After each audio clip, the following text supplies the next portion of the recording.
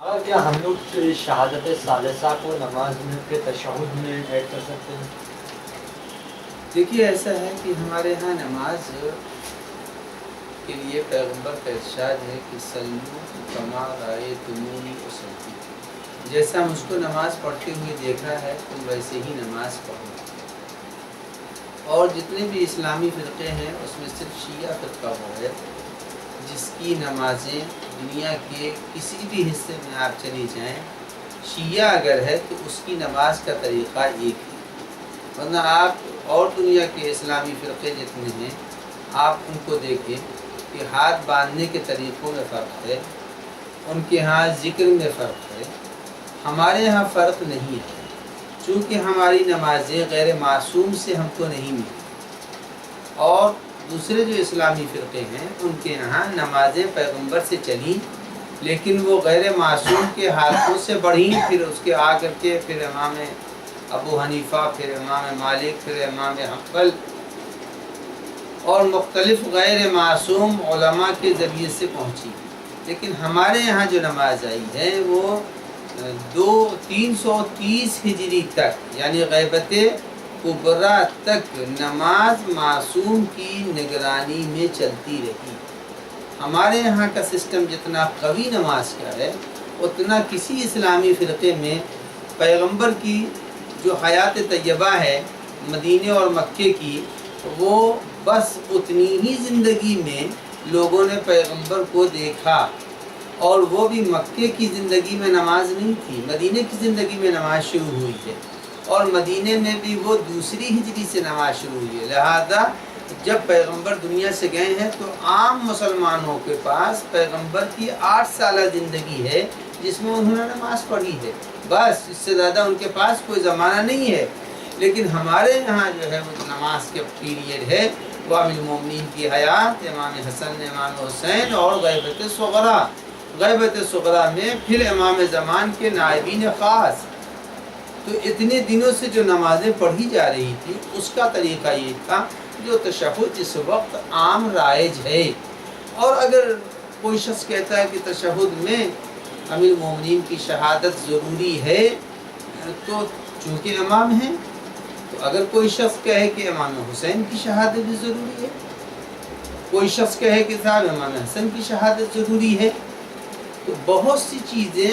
حق ہوتی ہیں لیکن ہر حق بات ہر جگہ کے اوپر ادا نہیں کی جاتی۔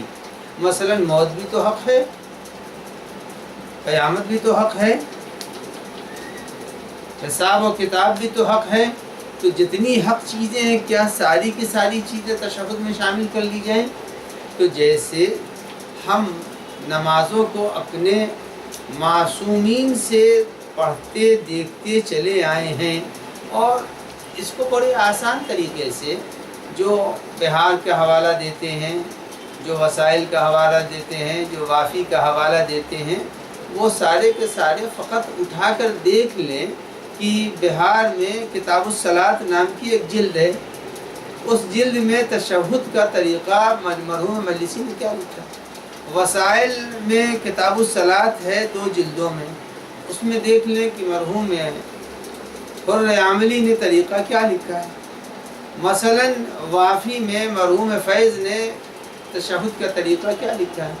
اگر آپ ان کتابوں پر اعتبار رکھتے ہیں تو ان کتابوں کے اندر تشہد بتا دیا گیا ہے، اور اگر کہیں کسی نے فقط یہ دیکھا کہ صاحب فلاں جگہ تشہد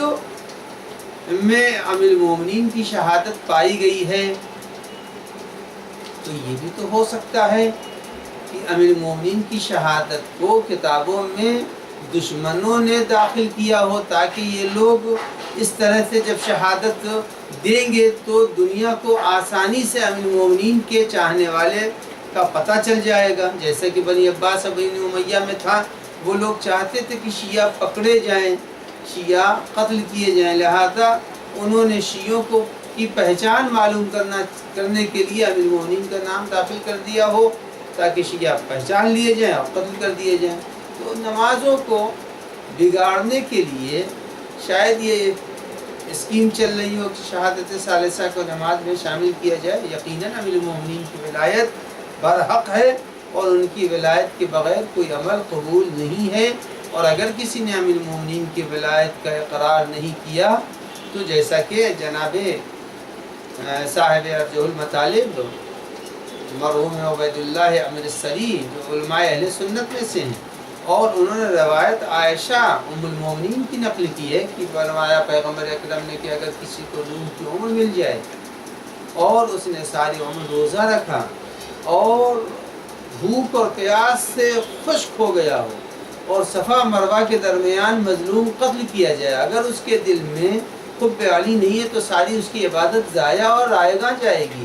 یقیناً امیر المومنین کی ولایت برحق ہے، لیکن اس کے معنی یہ نہیں ہے کہ جب امیر المومنین کی ولایت برحق ہے تو ہم اپنے سے اس کو نماز میں شامل کریں۔ اپنے سے شامل کرنے کے معنی یہ ہوئے کہ گویا کہ ہم شریعت کے اندر اپنی موجودگی کو ثابت کر رہے ہیں۔ ہم ایک مثال چھوٹی سی دے دیں کہ اگر ہم کسی مکان میں کرایہ دار ہیں تو ہم کو اس مکان کے اندر کسی چیز کے بنانے اور بگاڑنے کا کوئی حق نہیں ہے۔ صاحب خانہ کو حق ہے، وہ جس دیوار کو چاہے رکھے، جس دیوار کو چاہے توڑ دے۔ یہ نماز پیغمبر نے دی ہے،